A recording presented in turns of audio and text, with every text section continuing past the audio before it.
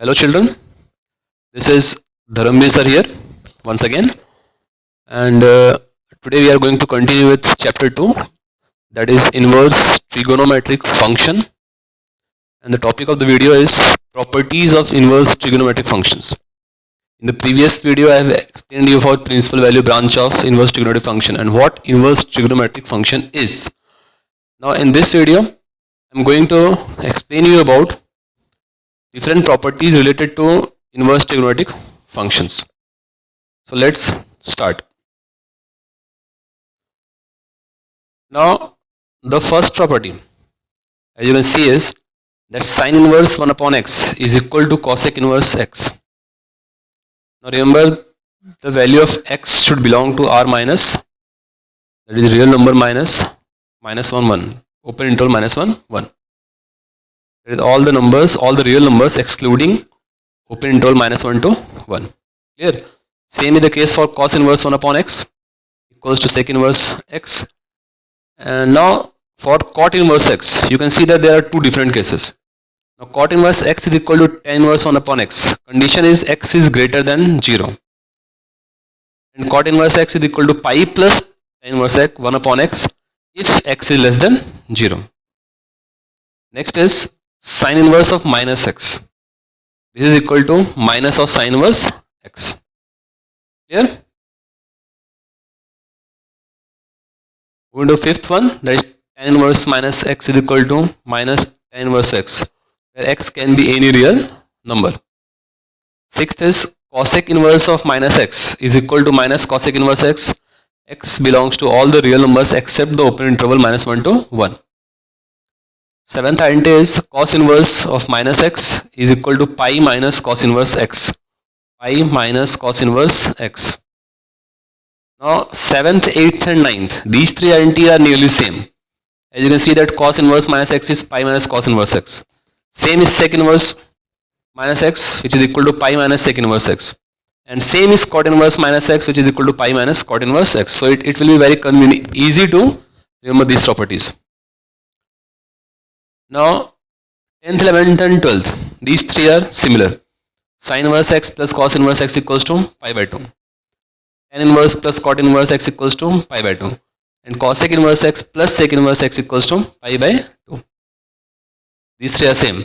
Now identity 13 and 40 are pretty similar.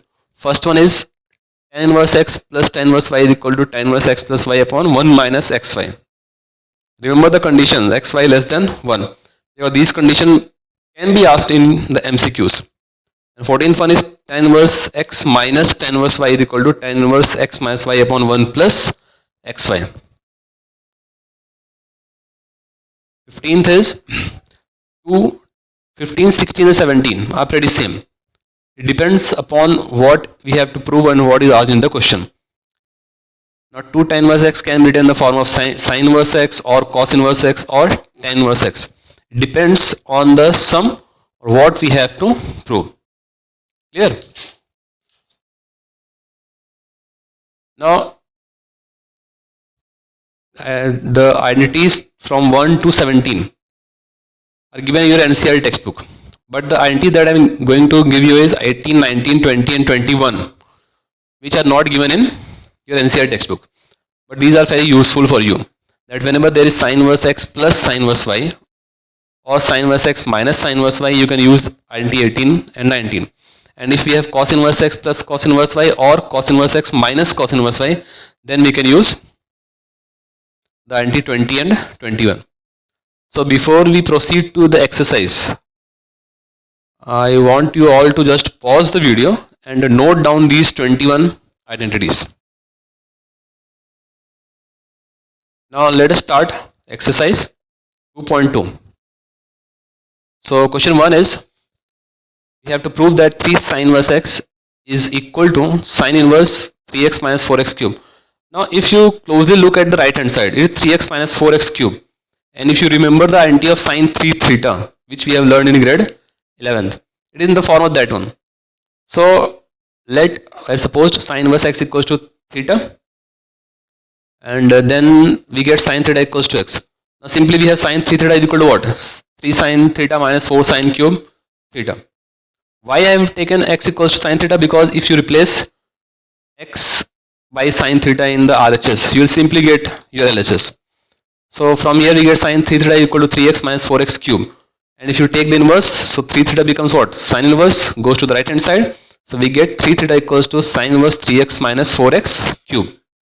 So this is our proof. So just pause and note down the solution. Question 1, 2, 3 are the same. Moving to question 4. We have 2 tan inverse half plus tan inverse 1 upon 7 equals to tan inverse 31 upon 17. Now I have given you 3 different identities for 2 tan inverse x. Remember that? I have told you that it depends solely on the proof. Now since we need tan inverse only, so in place of 2 tan inverse half, we can use the identity in which 2 tan inverse x equals to tan inverse. Clear? So changing 2 tan inverse x in the form of tan, we get tan inverse 2 into half upon 1 minus and plus. So again we are getting tan inverse 4 upon 3 plus tan inverse 1 upon 7, which is in the form of tan inverse x plus tan inverse y. So simply applying that identity, you can prove the sum. So pause and note down the solution.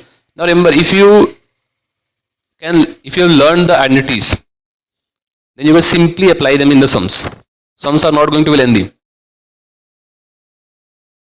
Now moving to question 5. Write tan inverse 1 plus x square minus 1 upon x in the simplest form. That we have to convert into the simplest form. Clear? Now remember that whenever, what is the sum? We have to convert tan inverse something in the simplest form. So tan inverse is there. So we have to convert the fraction, that is 1 plus x square minus x upon x, in the form of tan. Now keeping that in mind, we have to think of the substitution. So here we are putting x equals to tan theta. So the value of theta is equal to tan inverse x. Now putting this theta equals to 1, x equals to tan theta in the given sum, we get tan inverse under root 1 plus x square minus 1 upon x equals to. Now if we put tan theta in place of x, what do we get? Under root 1 plus tan square theta. And the value of 1 plus tan square theta is what? Sec square theta. And taking the square root, it becomes sec theta. Now again we are not able to convert into tan because sec is there. So converting sec and tan in the form of sine and cos.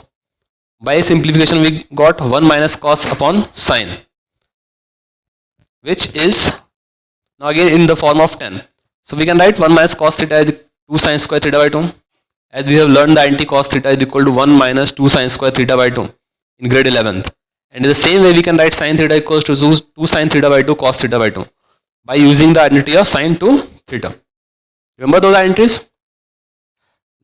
So I will just suggest you that you should remember or make a list for the identities you have learned in grade 11th also, because we are going to use those identity in grade 12th. Not only in this chapter, but the chapters like chapter 5, 6, 7, 8, whatever is there, we are going to use them. So we get tan inverse tan theta by 2. So tan inverse and tan, we get what? Only theta by 2. And what was the value of theta? Theta was equal to, if you look at the second line of the solution, theta was equal to tan inverse x. So after simplification we get the value half tan inverse x. Clear? So pause and note down the solution. Moving to question number 9. Write tan inverse x upon under root a square minus x square in the simplest form. Same like previous sum. Now we have to think of the substitution so that the fraction x upon under root a square minus x square can be written in the form of tan. So here we have taken x equals to a sine theta. So what is the value of theta? As you can see that theta is equal to sine inverse x upon a. Now putting a sine theta in place of x, what we get? We get under root a square minus a square sine square theta in the denominator, which on simplification will give, after taking square root and all the identities, we will get a cos theta. Why a cos theta? Because 1 minus sine square theta is equal to cos square theta, and under root cos square theta is equal to cos theta. Sine upon cos is again tan. We get tan inverse bracket tan theta. So again we are getting theta, and theta from the third line of the equation is, of the solution, is sine inverse x upon a. So this is the simplified form for the sum given. So I hope you understood. So pause and note down the solution. Moving to question 10. We have to write tan inverse 3a square x minus x cube upon a cube minus 3x square in the simplest form. Now you can see that the fraction or the bracket given in the sum is in the form of, if you remember the identity, was there in grade 11th, tan 3 theta. Now this is pretty similar to that one. So we are putting x equals to a tan theta. So we get theta equals to tan inverse x upon a. Clear? Now putting x equals to a tan theta in the given sum, we get after simplification that entire sum is equal to what? Tan 3 theta. If you remember, the antity of tan 3 theta is equal to 3 tan theta minus tan cube theta upon 1 minus 3 tan square theta. So we get 3 theta, and putting the value of theta from third, that is we get 3 tan inverse x upon a. So that is the required solution. Here, moving to next question number 13. We have to find the value of tan half sin inverse 2x upon 1 plus x square plus cos inverse 1 minus y square upon 1 plus y square. So we know that we have those identities learned. 2 tan inverse x was in the form of sin inverse and 2 tan inverse y was in the form of cos inverse. If you remember those identities, then you can see that sin inverse 2x upon 1 plus x square equals to what? 2 tan inverse x, and cos inverse 1 minus y square upon 1 plus y square is equal to what? 2 tan inverse y. So putting these values, we get 2 tan inverse x, you can take 2 common. So in the bracket we are getting tan inverse x plus tan inverse y, and we have the identity for that. Tan inverse x plus tan inverse y is equal to what? Tan inverse x plus y upon 1 minus xy. So you can see that it is tan and tan inverse, so we are getting x plus y upon 1 minus xy as our final answer. So I hope you understood. So pause and note down the solution. Moving to question number 5. Very important sum for 4 markers. We have tan inverse x minus 1 upon x minus 2 plus tan inverse x plus 1 upon x plus 2 equals to pi by 4. And we have to find the value of x. Now you can see that it is in the form of tan inverse x plus tan inverse y. So applying that identity, we get tan inverse x plus y upon 1 minus x into y. So we are getting tan inverse 2x square minus 4 upon minus 3 equals to pi by 4. And tan inverse goes to right hand side, it becomes tan pi by 4, and the value of tan pi by 4 equals to 1. So taking right hand side, left hand side, we are getting x square equals to half, or x is equal to plus minus 1 upon root 2. Clear? It's very simple. It is in the form of tan inverse x plus tan inverse y. So apply that identity to get your proper solution. So pause and note down the solution. Moving to question 17. Find the value of tan inverse tan 3 pi by 4. Now the common mistake is that we take tan inverse tan cancel, we are getting 3 pi by 4. But remember that 3 pi by 4 is not in the principal value branch of tan inverse. Clear? We have learned about principal value branch in the previous video also. So 3 pi by 4 can be written in the form of pi minus pi by 4. It becomes minus tan theta, and minus tan theta is equal to what? Tan minus theta. So minus tan pi by 4 can be written as tan minus pi by 4. Clear? So we are getting minus pi by 4, and you can see that minus pi by 4 belongs to minus pi by 2 and pi by 2, which is the principal value branch for tan inverse x. Done? Pause and note down the solution. Moving to question 18. Find the value of tan sin inverse 3 upon 5 plus cot inverse 3 upon 2. Now since the function outside the bracket is tan, so we have to convert entire bracket in the form of tan inverse.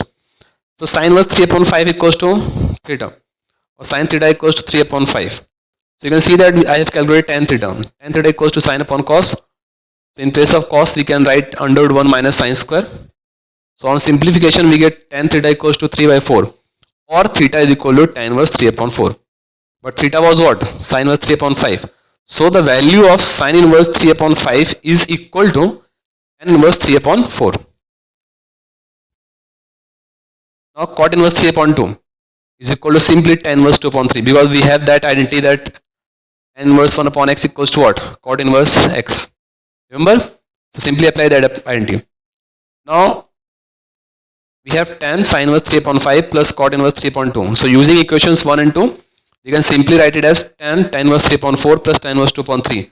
Now in the bracket, we are getting tan inverse x plus tan inverse y. And we have the identity for tan inverse x plus tan inverse y as tan inverse x plus y upon 1 minus xy. So you can find it that it becomes tan of tan inverse 17 upon 6, and since tan and tan inverse are there, so we are simply getting 17 upon 6. So I hope you understood.